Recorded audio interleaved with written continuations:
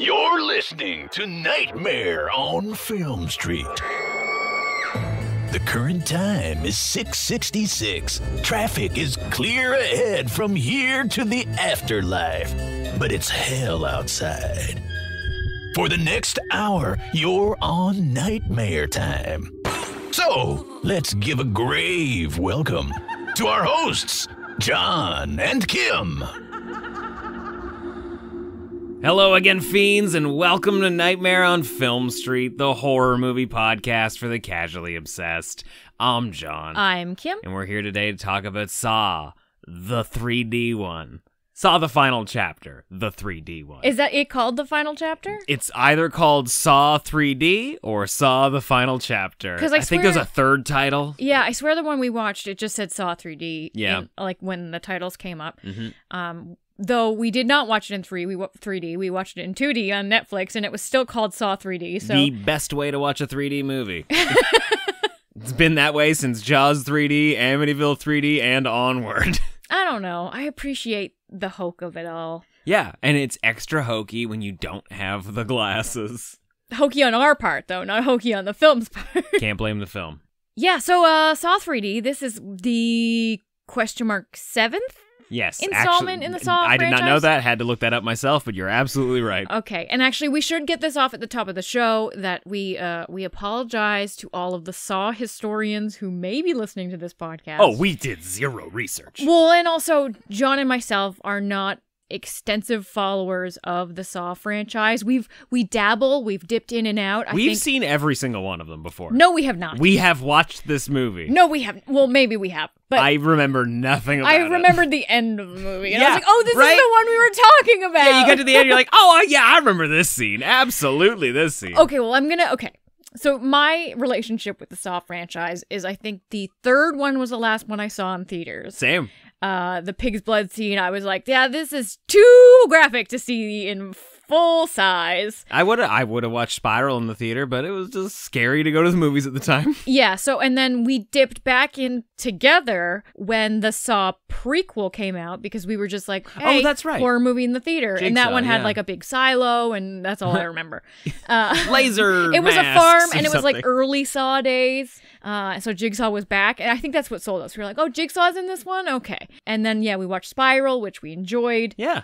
And then I guess we've sort of dabbled in watching some of the random installments throughout, our horror fandom. I have always wanted to do a franchise binge of the Saw franchise, I don't know if I could. but watch them in chronological order. Oh, that's fun. So because these movies are all over the place. Like Even 2 single takes place films, first. though, you'd have to watch scenes of one film. Oh, that's fun. Like, you'd have to get a super fan to do, like, a super cut Interesting. with all of the flashbacks lined up. Yeah, I like that idea. I like that idea a lot. The ages and, like, the look of some of the people would change so much from scene to scene. I don't think it would add, like, you wouldn't learn anything extra by watching it that way. It would just be, like, a real fun experiment. Dun, dun, dun. Dun, dun, dun, dun, dun.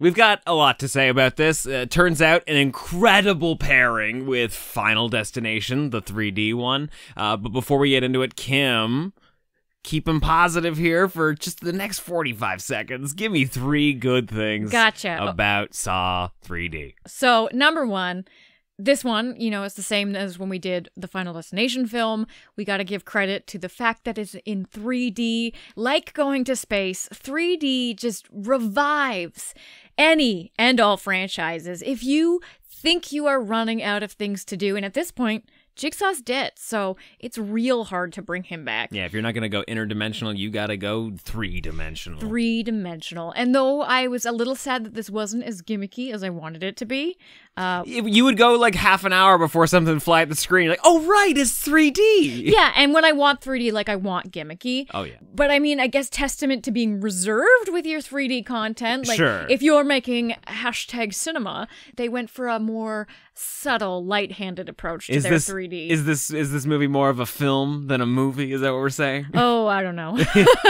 Number 2, I'll go ahead and take one. Reverse bear trap. Now, that sounds like, oh, it's a Saw movie. Of course it's got a reverse bear I have trap. things to say about the reverse bear trap, and they're going to be controversial. Correct me if I'm wrong. Every time you've seen the reverse bear trap used before, you never really fully see what the head looks like afterward, right?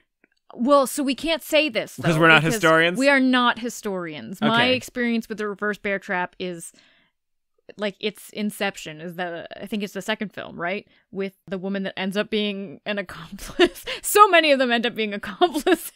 Yeah, a lot. It's really just him grooming new people to take over, the survivors. I've had cancer for 64 years, and eventually it will take me. Yeah. All right. Well, I like there's a lot of reverse bear traps in this one. They go like the Halloween 2018 route, and we reuse the first reverse bear trap. It's oversaturated. Yeah, but the reverse bear trap was great in its ingenuity, and that ingenuity fades every single time you reverse bear trap. Well, I think it added a nice little punctuation mark at the end of the movie. Yeah, but so it's used in the end. It's also clearly used in the end of the last film, because we come back in, what I assume is the end of the last film. I think so. Where Jigsaw had a wife. Jigsaw's wife is trying to kill the big bad with the reverse bear trap. So it was clearly the finale kill of the last film, if I'm not mistaken.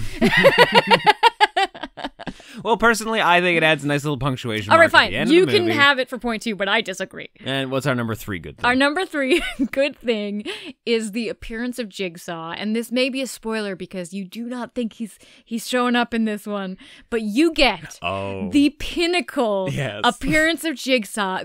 If there was a Saw video game, this outfit would cost the most. This is the extra premium skin. This coins. is the DLC. Yes. Jigsaw in a backwards cap, motherfuckers.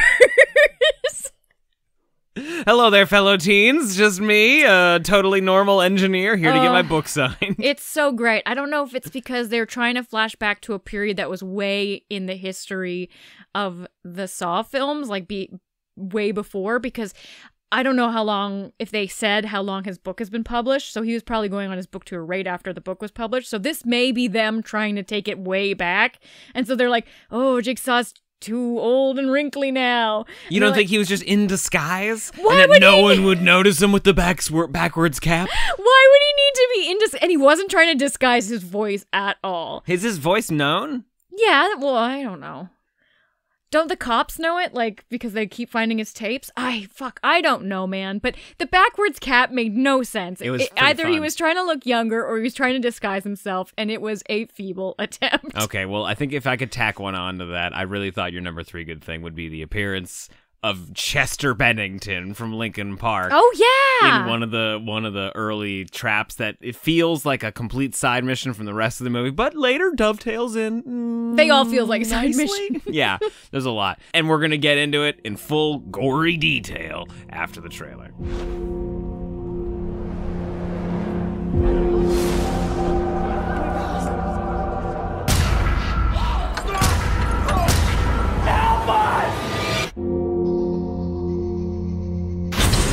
I want to play a game.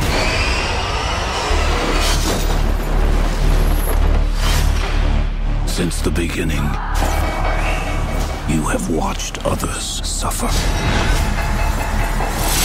Now it is your turn to play.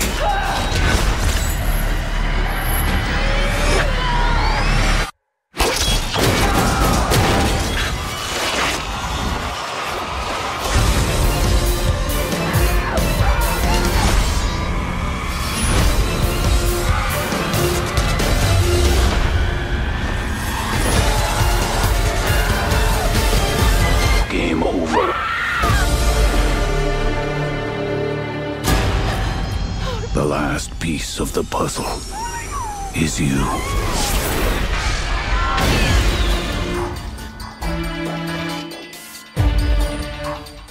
Saw 3D is currently sitting at a 5.5 out of 10 on IMDb, a single-digit 9% on Rotten Tomatoes, and a 2.3 out of 5 on Letterboxd, which means y'all like this more than The Final Destination. But that's fine. I get it. Do you get it? Not at all.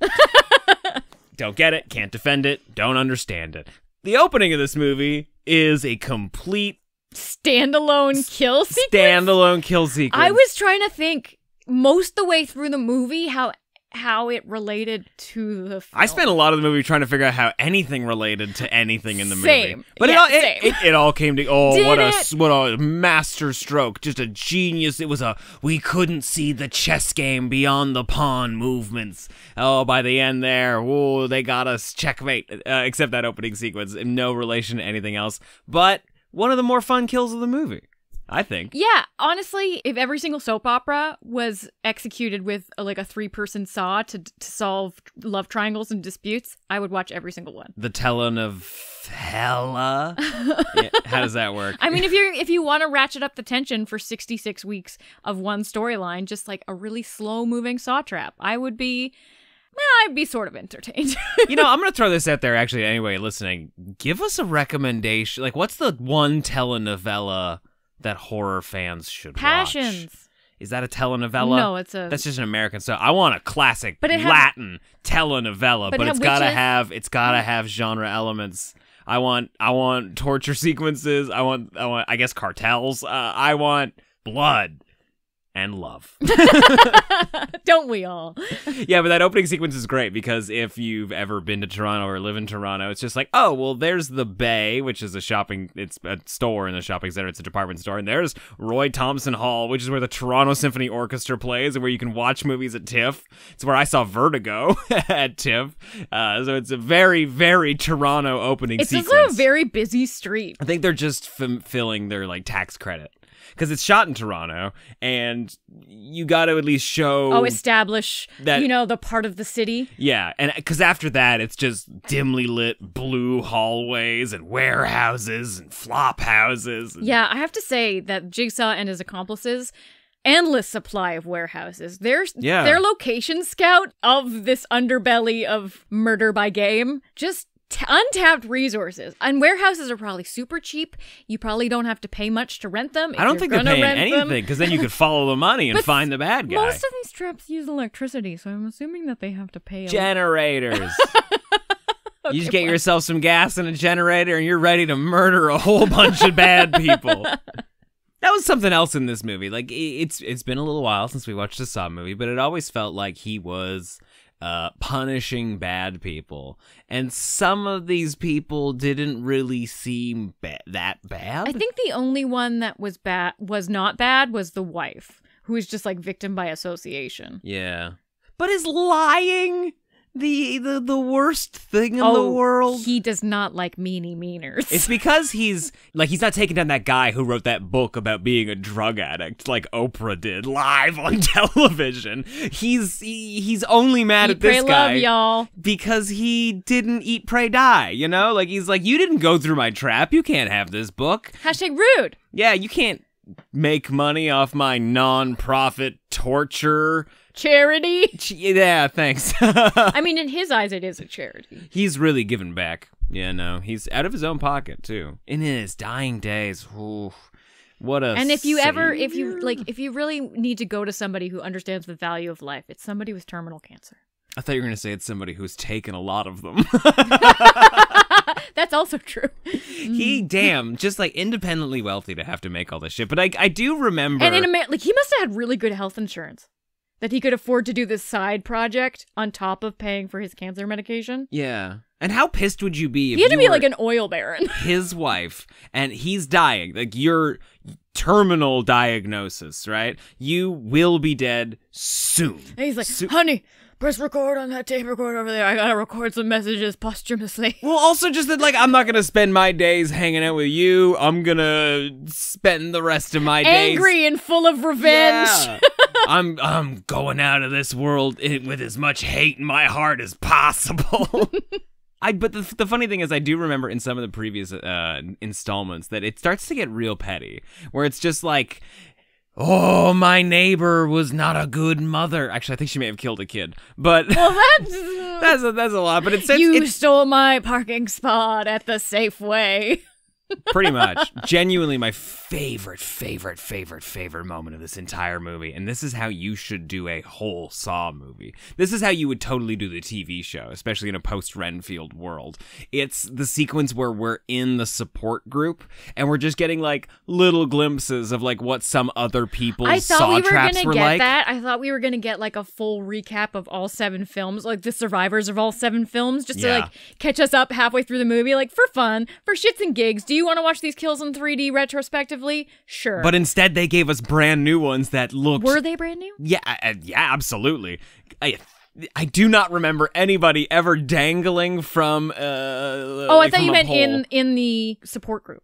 Because I think there was only one flashback in the support group. There were 2 flashbacks in the support group. There was a girl who looked like she was at a really twisted Alice in Wonderland tea party where she had to chop her own hand off. Yeah, I remember that. And then there was the woman... The gnomes! So 2 people strung up on a pole with lawnmowers underneath them. You don't think those were from previous films? I really don't think so. I have no recollection of that. And also way too comical. Like, because that exists in a 30-second chunk. That's true. You couldn't build a whole trap out of that. It's like too funny. It's a bunch of home repair and a garden store employees who like, I don't know, were like stealing from the till. Well, I think it was her husband because she talked about it being in an abusive relationship. No, they own the store together. My mistake. Okay, this is starting to make a lot of sense. Because it was like a back room. Before she said that he was abusive, I thought that it was just 2 neighbors that had gotten into like a lifelong fight over like who's supposed to be where the property line ends. And you're supposed to take better care of your lawn because like why else would there be lawn gnomes and lawnmowers and stuff, right? It seemed way too specific. That's funny. But it's like sleeping with the enemy instead of him being like, oh, you gotta turn all the cans perfectly inside the cupboard. He's just like, if I come home and the lawn's not fucking perfect and those fucking gnomes aren't scrubbed, then you're getting the belt. That's Scrub those gnomes. Yeah. What a silly little moment. That's hyper specific, but I would have loved if that was one of the good things at the top. Oh, honestly, I don't know if this film was better or worse because we weren't sure what was actual flashback and what was like retconning. Oh, no, for me, heightened the experience. Because like the cop halfway through, he was having flashbacks and he was having memories of things that like I don't think that was in a previous movie either. Experiences he had with Jigsaw, and you're like, oh, so we're supposed to know this guy. Well, Hoffman is a legit character from the previous movies. He's the lead detective?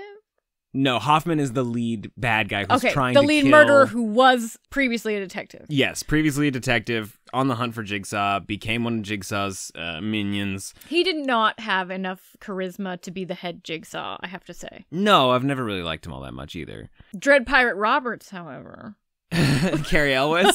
Yeah, no, his addition in the movie becoming a bad guy is bonkers. There's no reason or rhyme. There's no rhyme or reason for it. But they played the music, John. Oh, dun, dun, dun, dun, dun, dun, dun, dun. Well, now I'm back on board. Like, that's all you need. You know what's funny is I do remember recording episodes for some of the previous movies, including Jigsaw, which we were not big fans of. We recorded a Drive Home from the Drive-In review for that back when we were still doing them inside the car. I think we were freezing at that point because it was probably October, maybe November, and it started to get cold in Canada. And I remember a large chunk of it being like, oh man, but that fucking score though, right? Like, holy shit, that music's amazing. It is good. It always delivers. Even when the reveal is a little lackluster. Yeah, but it's the bear trap again. You throw the music underneath it and you're just like, oh shit, it's getting real, yeah. They were working under our noses the whole time. Can I tell you though, obviously this was a fun pairing because they're both like junky 3D movies. And they had real bad racists getting their comeuppance. Yeah. Chester Bennington, I don't know when, like they didn't show evidence of his racism, but you're just supposed to believe Jigsaw. That looked like a gang of skinheads, like for did sure. I thought it was just like a bunch of punk kids. No, they looked like extras at a green room. They had the Green Room the leather, the movie. Green Room the movie, leather boots. Like, there weren't a lot of like swastika tattoos or anything. Yeah, there were clear swastika tattoos in the last film we covered. So there's that connection. Like there were, racists getting their comeuppance in both glue movies. death was gross. We're gonna get into it, but Okay. here's the other thing that I want to say. Like they obviously late wave 3D stuff in the early mid 2000s.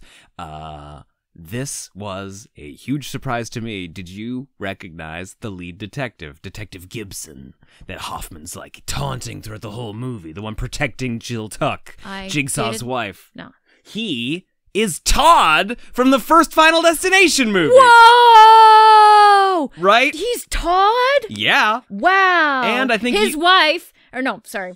And the guy who faked Jigsaw trapped, survived, wrote the book, la la la, his wife was the girl in the third one on the roller coaster who was Mary Weinstein's best friend who died. Yeah, that was a very specific I called poll that right away. Once again, Kim, the Final Destination 3 super fan, recognized a girl who was in the movie for approximately 45 seconds. Well, I can't believe he was Todd. I guess he didn't actually have a lisp, and that was just an original Final Destination choice. Yeah, he's an actor making choices. I mean, he's got a little bit of like a southern drawl in this one. He's so good in Final Destination 1. No, he's incredible. His like speech when they're at their memorial is like fucking well written. Yeah, no, that's the thing. That movie's great. This one, different story. Yeah.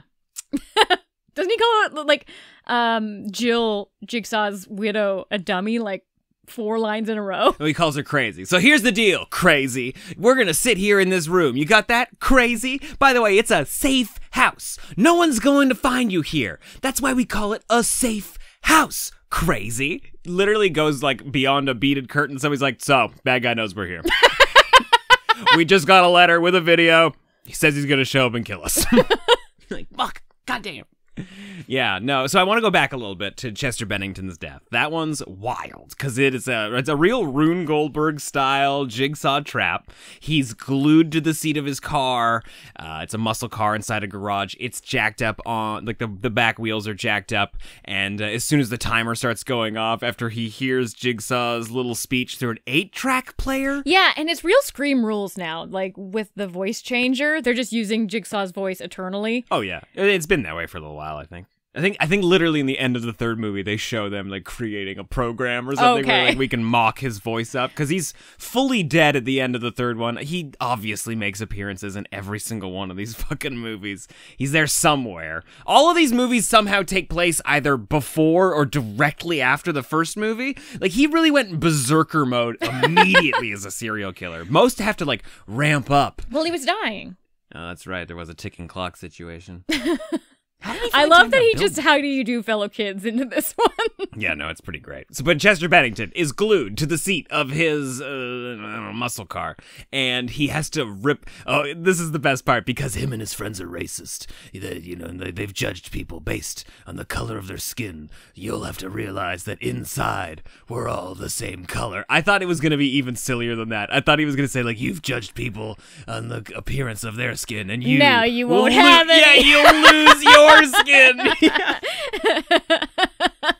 Oh, so good. But yeah, he's got to rip his skin Honestly, off poetic. in order to reach a lever to stop the car from falling down, crushing his girlfriend's head, ripping off the arms and jaw of his buddy behind him, and then I guess, driving over somebody in front. Yeah, honestly, a good trap because how it was presented by Jigsaw is that he was the gang leader and everybody followed his lead. So for the fact that they don't have any choice in the matter and they're just rigged up in this trap and he's the only one that has like ownership over whether they live or die, it's pretty good. Yeah, no, it was great. I like that a lot. But it was mostly just like a decoy to get the cops to show up somewhere, which is fun. I like that idea. It's a lot of work. And a random explosion that apparently was part of a bigger master plan, even though when it was revealed, I was like, eh. And best I can tell, they're either paying rent to Jigsaw, like Hoffman Jigsaw, or he is paying he's a rent franchise, to them. like he's loaned out the whole Jigsaw. Well, because his lair is in the back. Like there's a secret door past the bathroom. Sorry, I thought you meant like the rights to the Saw process. Oh, like I see what you're saying. Yeah, he's a franchisee. Yeah. Yeah, okay, that's fine. Like this is a second McDonald's.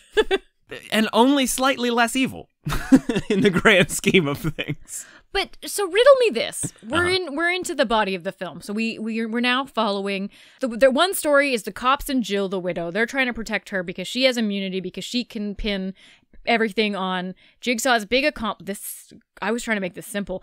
Jigsaw's big accomplice. I was going to say, if you can pull this off in one breath without fucking it up, then I'm giving you a trophy. Okay, so that's our lead story A. Yeah. Cops, Jill, Mark Hoffman. Yes. And then the side story is book guy who faked a saw trap but didn't actually go in a saw trap and has been exploiting it for all of his TV person.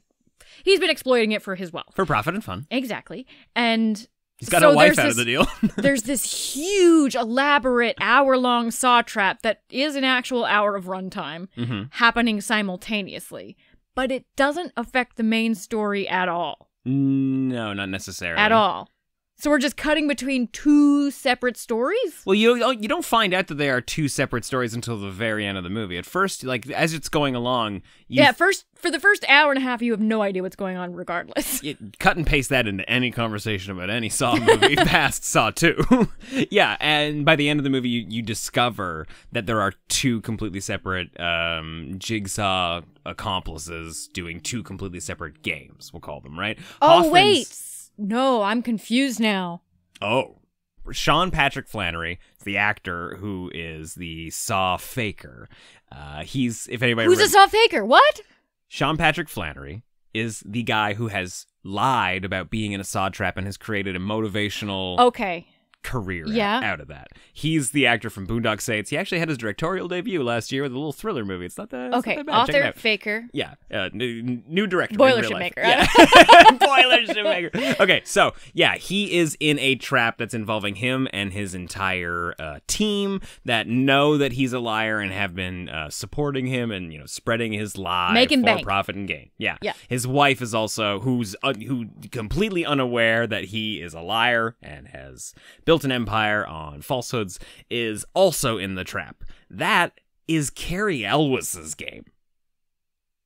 It is? Yes. That's the big reveal at the end of the movie, that Carrie Elwes is a devotee of Jigsaw. Okay, I wondered why he was doing it simultaneously with breaking into the cop shop, because I was like, shouldn't you be supervising that huge trap that's going? Like, is there no levers you have to pull? Like, at one point, fucking the Jigsaw doll, like, breaks through a window in a cage. Yeah, it's like, somebody clearly, had to initiate that. Yeah, absolutely. No, I mean, like, they do seem pretty automated, so, like, you could argue away that, like, it's because it's all a feat of engineering. Like, yeah, sure, maybe you just hit the start button and then it's all automated after that. But if a Saw trap happens and you're not watching it on CCTV, did it really ever happen? Yeah.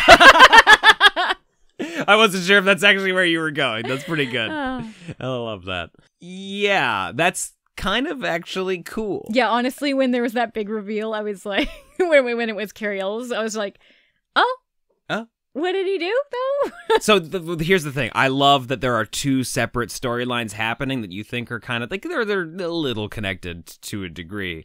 I love that. That's a great idea. Is it Elwes? Or Elwes.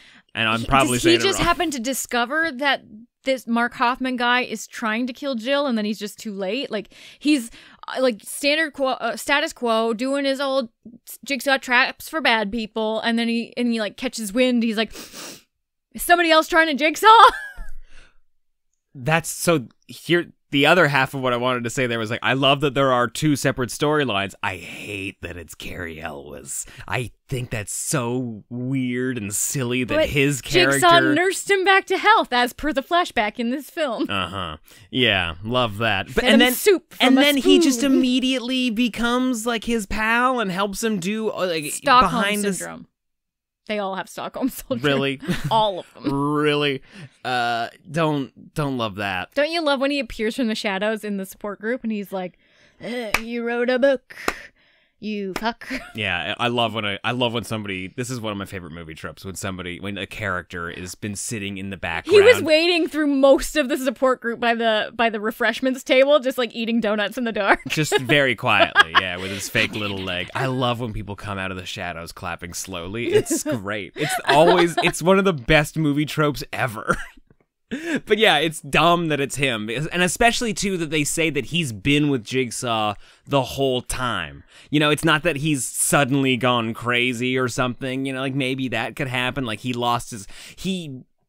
got out of the trap, saved his family, and then lost them. Like, they decided they hated his guts because I think he was cheating in that movie too, right? Like, she found that out and left him anyway. Like, he did all of this, cut off his own leg just to save them, and they still hate him for whatever reason. Like, that, you could make a bullshit reason why he broke bad and, became the Jigsaw guy. But for him to just immediately start doing it, I don't know about that. It's funny because when they were doing the flashback and they showed him like stitching the eyes of previous traps and stuff, I was like, oh, that makes so much sense because he's a doctor. And then I was like, wait, is he a doctor? And also, he's an oncologist. You don't need a doctor to be doing this. You're putting them in grungy warehouses. Like, you don't need sanitary or suitable process for any of the medical stuff. Yeah, it never sounded like, I want to play a game, but don't worry, everything's been sanitized. And also, all of these games are like games at a carnival. They are all rigged. Yeah. Nobody survives a single trap in this movie. You have been given a complimentary tetanus shot.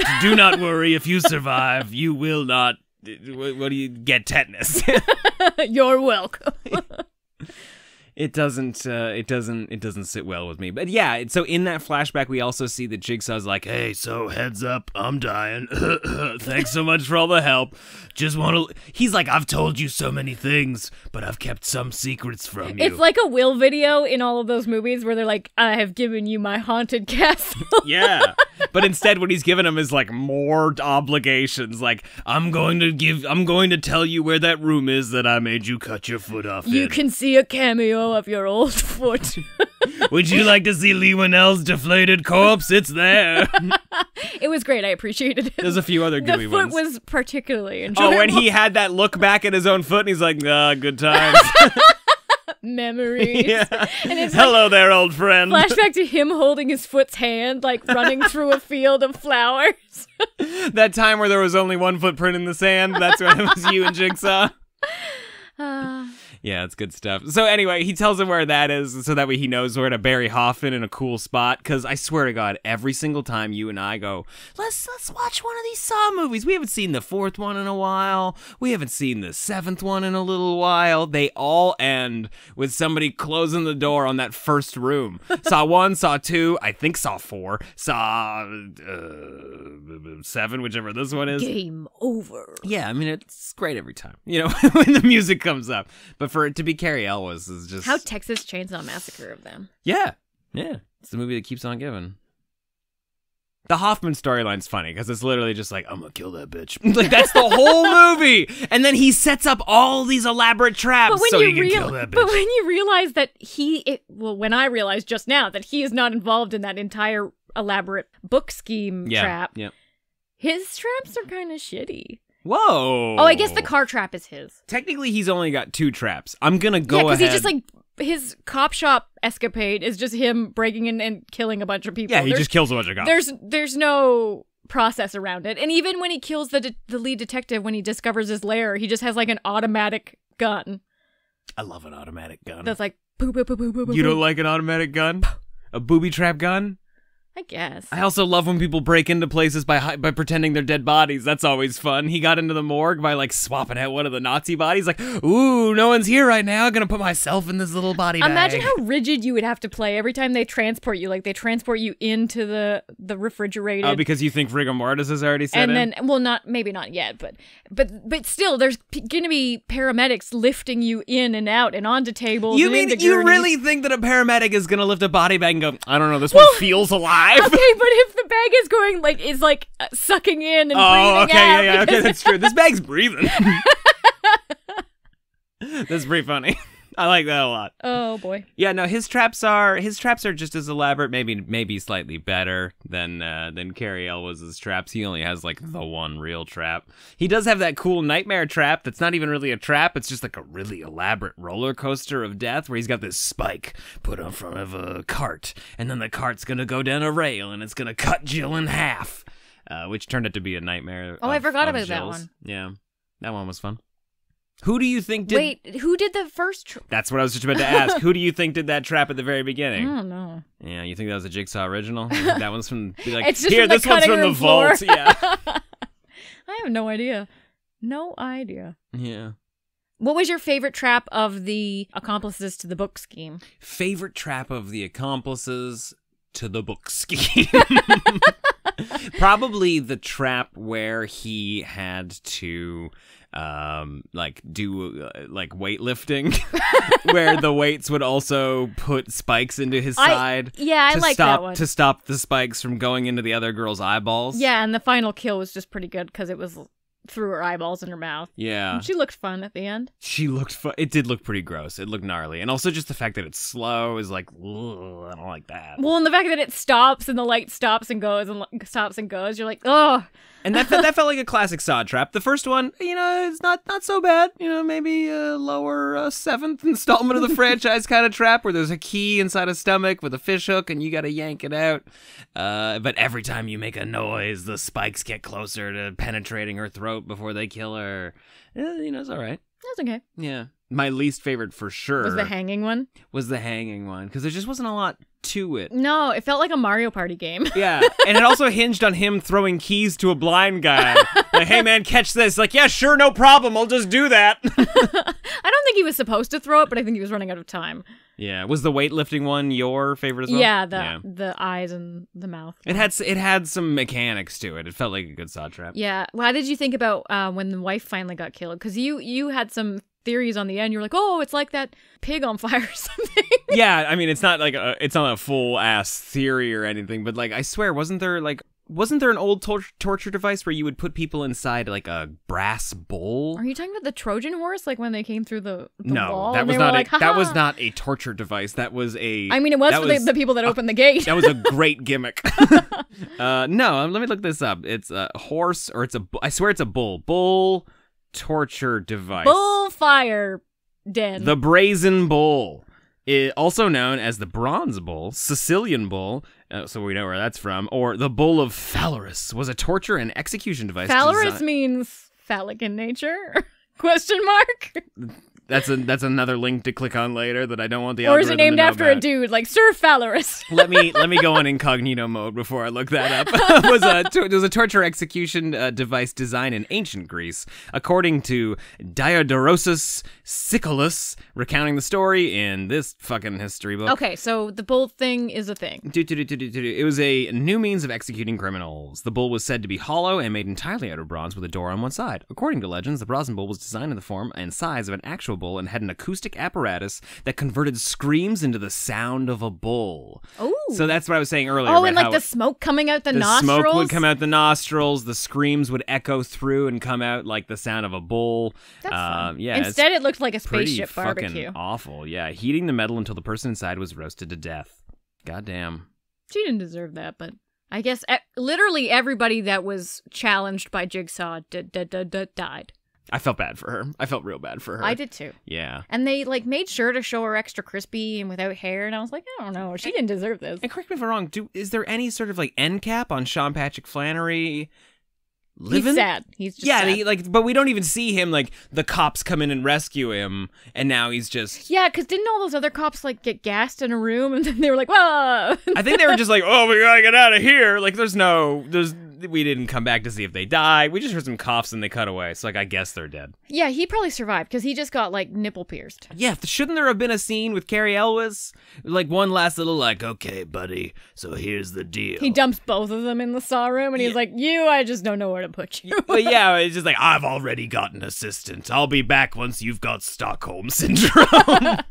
Knock on this door when you're sad. Yeah. But grateful. Knock 3 times on the door if you've fallen under my torture spell. Twice on the pipes if the answer is no. Why are we giving Cary Elwes the Jigsaw voice? Because everybody gets the Jigsaw voice. We don't even know, Cary Elwes at the end of the movie has 2 assistants wearing pig masks. We don't know who the fuck they are. Who are they? No idea. Hired goons. Do you think he's going to keep working? Oh, definitely. I'm pretty sure there's an 8th movie, isn't there? Is he in it?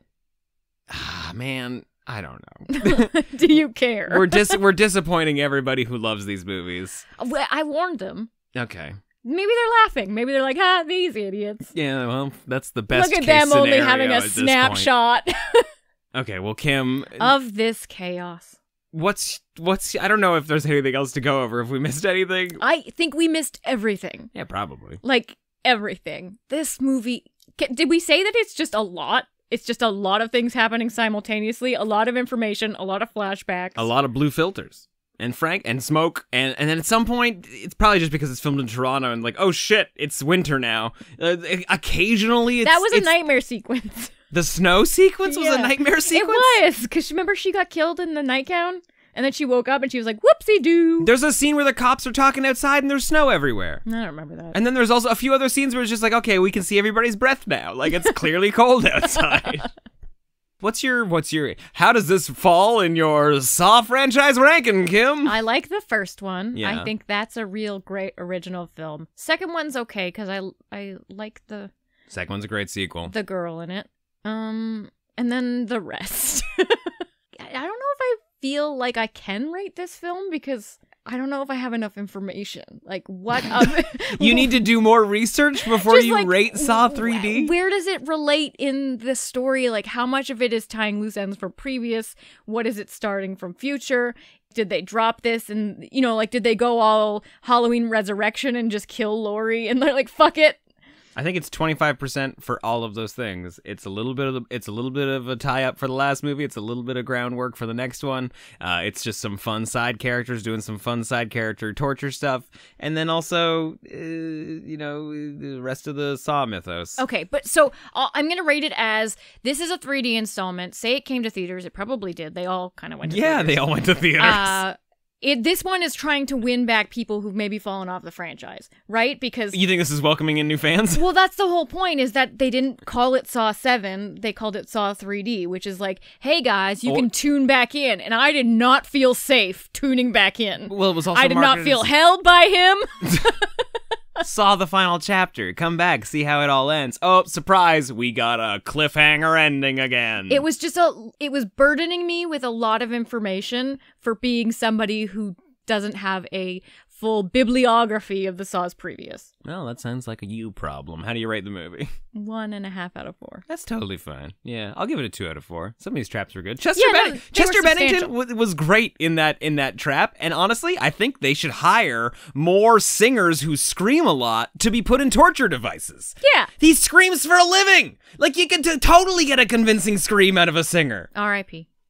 Thanks for putting a bummer on that. I'm sorry. Really appreciate that. Anyway, hit us up on Twitter at NOFS Podcast or in the Nightmare on Film Street Discord at nofspodcast.com/Discord to let us know what you thought of Saw 3D, and especially if you're like a big Saw fan. They're not listening still. They have definitely turned this off, but if for some reason you've made it to the end, please let us know your franchise ranking and where this sits. Like, if we're gonna watch another Saw movie in the next few weeks, which one should we revisit? That's a great question. And also, if you are not a Saw fan, but you watched this because it was on the podcast, let us know if you understood it. Let us know what your takeaways were and where you're at. Are you okay? As always, if you want even more Nightmare on Film Street content, you can join us on Patreon for a few bucks a month at nofspodcast.com/feedclub. There are tons of bonus episodes there, and we do monthly watch parties and all kinds of other stuff that you can get in exchange for supporting the show. That is at nofspodcast.com/fiendclub. And if another monthly subscription's not your bag right now, you can support Nightmare on Film Street by visiting store.nofspodcast.com and grabbing yourself a Nightmare on Film Street t-shirt. We've got more than just podcast t-shirts, obviously. We've got t-shirts for horror fans of every genre. Grab yourself something cool to show off this summer when you're out getting ice cream with your dog. Or at, like, horror conventions. Yeah, or something that's actually spooky, you know. Going on roller coasters, kidnapping people against their will. You know, summer stuff. Don't break the law in our t-shirts. That looks bad. No saw traps in the t-shirts, guys. We'll be back next week with another spooky episode.